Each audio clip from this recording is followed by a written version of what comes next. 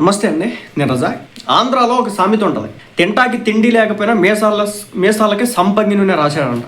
ఎందుకంటే ఇంట్లో కొండలు డింకీలు కొడతా ఉంటాయి, కానీ బయటికి మాత్రం గప్పాలు కొడతా ఉంటారు. ఇప్పుడు నేను ఇది ఎందుకు చెప్తున్నానంటే పాకిస్తాన్ ఉద్దేశించి అనమాట. కథ ఏంటంటే మొన్న ఒక తుఫాన్ వచ్చింది, దిత్వా తుఫాన్. దాని ఎఫెక్ట్ మన తమిళనాడు మీద కావచ్చు, ఆంధ్ర మీద కూడా కొంచెం పడింది అనమాట. కొంచెం వర్షాలు పడతాయి. అయితే శ్రీలంకని బేసిక్గా ఎప్పుడు ఆదుకునేది మనమే అనమాట.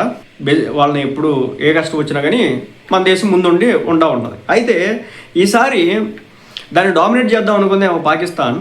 ఒక్కసారిగా రంగంలోకి దిగింది.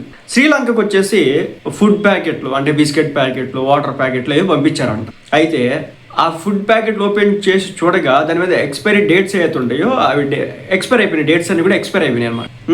అంటే బేసిక్గా ఈ పాకిస్తానే వరల్డ్ బ్యాంక్ ఇచ్చే నిధులతో వాళ్ళు భిక్ష వేయకపోతే, వాళ్ళ దగ్గర అడుక్కోకపోతే పూట కడగనటువంటి దేశం ఈ దేశం. వీళ్ళు ఇప్పుడు పక్కన శ్రీలంకకి మా ఫ్రెండే అంటున్నారు, ఆ పక్కన వెళ్ళి బంగ్లాదేశ్ని ఇది మా ఫ్రెండే అంటున్నారు, రేపు మాపు ఆ పక్కన ఉన్న నేపాల్ని మా ఫ్రెండే అంటారు. ఎలాగో చైనాతో చట్టా పట్టాలు వేసుకుని తిరుగుతున్నారు.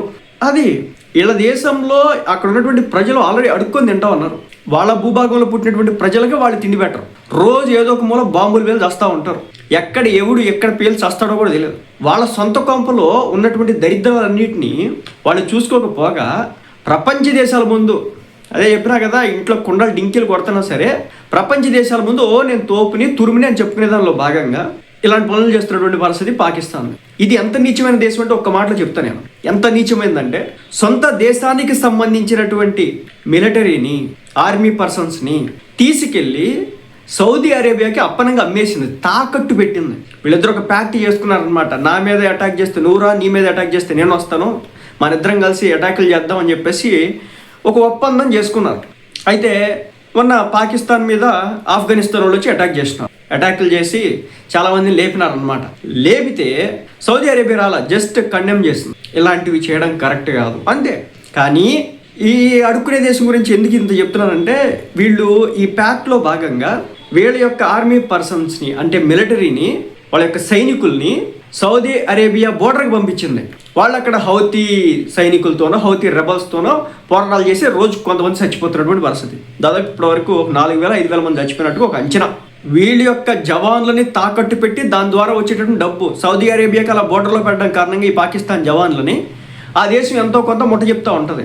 ఆ భిక్షం, ఆ అడుక్కునే దానికి గాను వాళ్ళ కింద తాకట్టు పెట్టేసి ఈ రోజున ప్రపంచ దేశాలకు శ్రీలంకకి ఏదో పంపించింది అనమాట. పంపిస్తే Pakistan sends expired food packets to Sri Lanka. అది పరిస్థితి. షహబాజ్ షరీఫ్, సిగ్గుపడు. ఒకరికి మనం పెట్టేటప్పుడు అది మనం తినేదా కాదనే చూసుకోవాలా. వాళ్ళు అసలుకే కష్టాల్లో ఉన్నారు, వాళ్ళు అసలుకే ఇబ్బందుల్లో ఉన్నారు. మనకి ఈ తుఫాన్ ఎఫెక్ట్ అంత పడలేదు, కానీ శ్రీలంకకి మాత్రం గట్టిగా పడింది. ఆ తర్వాత మన తమిళనాడు బోర్డర్కి వచ్చింది, కానీ మన ఆంధ్ర మీద ఎఫెక్ట్ పడలేదు కదా. ఇప్పుడు మన కోస్తాంధ్రాలో ఉన్నటువంటి కొన్ని ప్రాంతాలు, ఇప్పుడు కృష్ణా జిల్లా కావచ్చు, ఆ పక్కన నెల్లూరుకి కావచ్చు, ఆ ప్రాంతాల వరకు కొంత వర్షపాతం అనేది నమోదైంది. ఈ ఉత్తరాంధ్ర దగ్గరికి ఇంకా భారీ స్థాయిలో వర్షాలేం పడల. మొన్న వచ్చినటువంటి తుఫాన్ లాగా మన సైక్లోన్ వచ్చింది కదా, దాని మాదిరి రాలేదన్నమాట. సో ఈ దిక్కుమాలిన పంచాయతీలు చేస్తూ ఉంటాడు అనమాట షహబాజ్ షరీఫ్. మొత్తానికైతే మరోసారి వీళ్ళ యొక్క బుద్ధిని బయట పెట్టుకున్నారు, వీళ్ళ యొక్క నీచత్వాన్ని బయట పెట్టుకున్నారు. పాపం కష్టకాలంలో ఉన్నటువంటి శ్రీలంకకి మేమేదో ఎరగదీసేసాం, అదే మెడిసిన్ ఏమైనా పంపించినారా? వీళ్ళ బతుక్కి మెడిసిన్ తయారు చేసి అంత లేదా వాళ్ళ దగ్గర, ఆ కంట్రీ దగ్గర అంత లేదులే. ఆ మిగిలిపోయిన ఫుడ్ ప్యాకెట్లు అన్నింటినీ కూడా ప్యాక్ చేసి పంపించినారంటే అవేమో ఎక్స్పైర్ అయిపోయిన డేట్స్ అన్ని కూడా.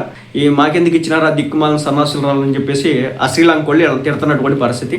దానికి సంబంధించినటువంటి వార్తలన్నీ కూడా సోషల్ మీడియా వేదికగా వైరల్ అవుతున్నటువంటి పరిస్థితి. ఇలాంటి నేబర్ కంట్రీ మన పక్కన ఉన్నందుకు నిజంగా సిగ్గుపడాలి. దిక్కుమాలిన కంట్రీ, ప్రపంచంలో ఇంత నీచమైన కంట్రీ ఇంకొకటి లేదని చెప్పొచ్చు. అది సంగతి. అంటే డబ్బు కోసం ఎవరిని ఎక్కడైనా తాకట్టు పెట్టేస్తారన్నమాట. మన ఇమ్రాన్ ఖాన్ ఏదో జైలు వేస్తే అన్నారు, మరి నిజమా కాదు తెలియాల్సి ఉంది, ఇంకొన్ని రోజుల్లో తెలుస్తుంది. సో అదనమాట పరిస్థితి.